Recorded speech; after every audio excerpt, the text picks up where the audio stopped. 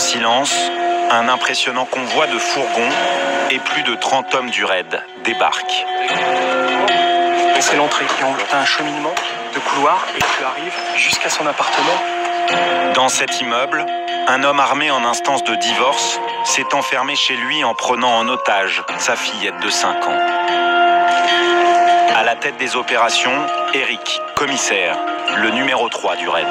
S'il fallait rentrer en urgence, on le fera, sinon on va essayer de négocier. Après 10 années passées au raid, il sait que les prises d'otages avec un enfant sont particulièrement sensibles. On ne sait pas quelles sont les intentions, quelles peuvent être les réactions de cette personne. Donc pour nous, c'est bien évidemment une difficulté supplémentaire. Et puis il faut soustraire cette petite fille à cette situation de crise, quoi qu'il en soit. La priorité d'Eric, tenter d'établir le profil du preneur d'otages. Qu'est-ce qu'on a comme élément? Du 13e policier, le couteau sous la gorge. L'homme serait sur le point de s'en prendre à sa fille. En plus du couteau, il posséderait un fusil.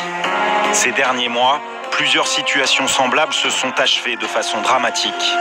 Des pères qui refusent le divorce, qui tuent leurs enfants avant de se suicider. C'est porte de gauche. Okay. Une douzaine d'hommes se positionnent devant la porte de l'appartement. Mais pour le commissaire, la meilleure solution est toujours de résoudre l'affaire par le dialogue. Nous allons entrer en communication avec lui et nous avons malgré tout nos équipes prêtes à intervenir si malheureusement ça dégénérait. C'est au tour de Fabrice, le chef négociateur, d'entrer en jeu. Dans quelques instants, c'est la prise de contact. Un moment clé pour la réussite de la négociation. C'est quand tu veux. Si l'homme ne raccroche pas au bout de quelques secondes, c'est qu'il accepte le dialogue. Fabrice arrivera peut-être à obtenir qu'il se rende. Au raid, la négociation est un travail d'équipe. Fabrice est épaulé par Claire, la psychologue du groupe d'intervention. Nous on est là parce qu'on était prévenus que vous étiez à l'intérieur, vous étiez avec votre fille, vous étiez peut-être possiblement armé, donc c'est pour ça qu'on est venu. Claire donne des indications aux négociateurs. Aucun mot, aucune phrase n'est choisie au hasard. On veut s'assurer que vous allez bien, que la petite va bien, et après on discute, on s'assure que tout va bien, et c'est terminé par l'avance. La personne qui est en train de parler peut très bien laisser passer des éléments importants parce qu'elle va être concentrée sur ce qu'elle écoute, sur les silences de la personne, etc. Donc la deuxième personne va pouvoir l'aider en lui notant des idées, des mots-clés. Après 30 minutes de négociation, le preneur d'otages devient instable.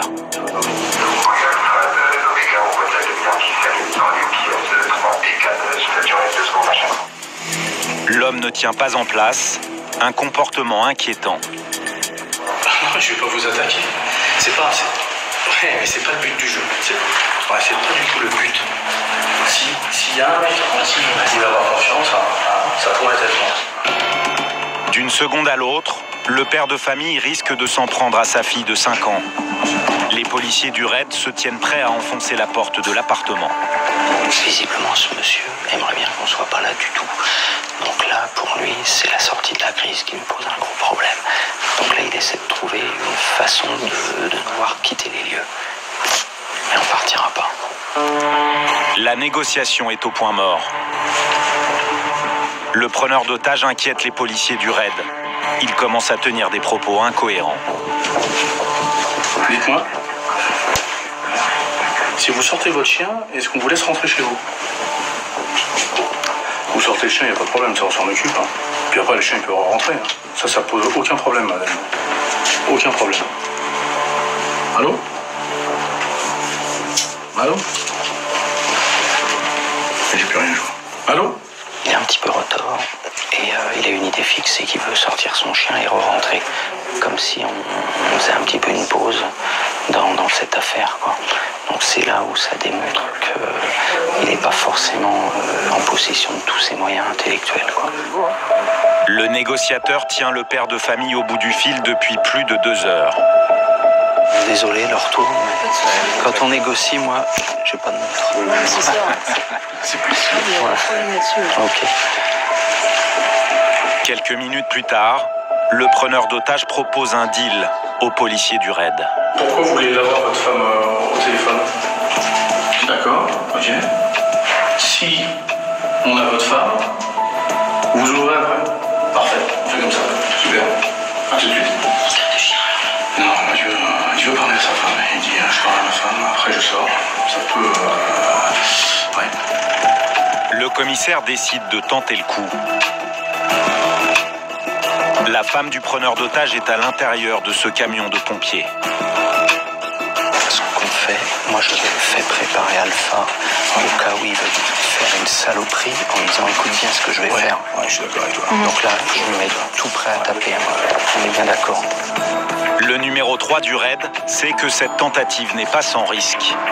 Pour réagir immédiatement dans le cas où le père voudrait attenter à la vie de sa fille, c'est sous la surveillance du commissaire et d'une psychologue que le couple va discuter. Merci, bonsoir. Bonsoir, madame. Je suis chef du dispositif d'intervention, là. On veut repousser au maximum le fait de devoir utiliser la force, quoi. Mais il nous facilite pas la tâche du tout. La jeune femme doit éviter d'entrer en conflit avec son mari. Son épouse va prendre contact avec lui. Le numéro est composé. Mais au téléphone, elle va lui confirmer qu'elle le quitte. En colère, le mari n'a plus l'intention de se rendre comme il l'avait promis. Plus grave, il est peut-être sur le point d'agresser sa fille. Je crois qu'on va passer au plan B, Fabrice. La petite commence à pleurer. Je crois qu'on va rentrer. Les 15 hommes du raid se préparent à intervenir. Sortez avec votre chien, les gens ils sont avec moi, mes collègues.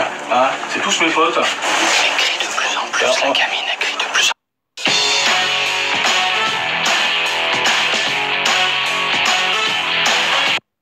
en plus.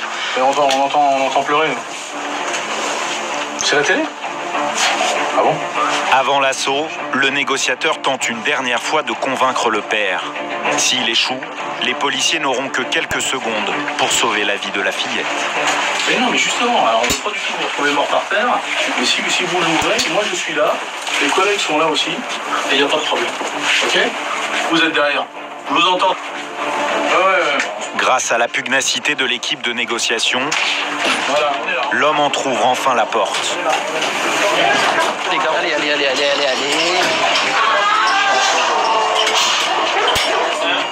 L'appartement est investi par le raid. L'homme est interpellé sur le champ. C'est la fin d'un calvaire de plus de 4 heures pour la fillette de 5 ans.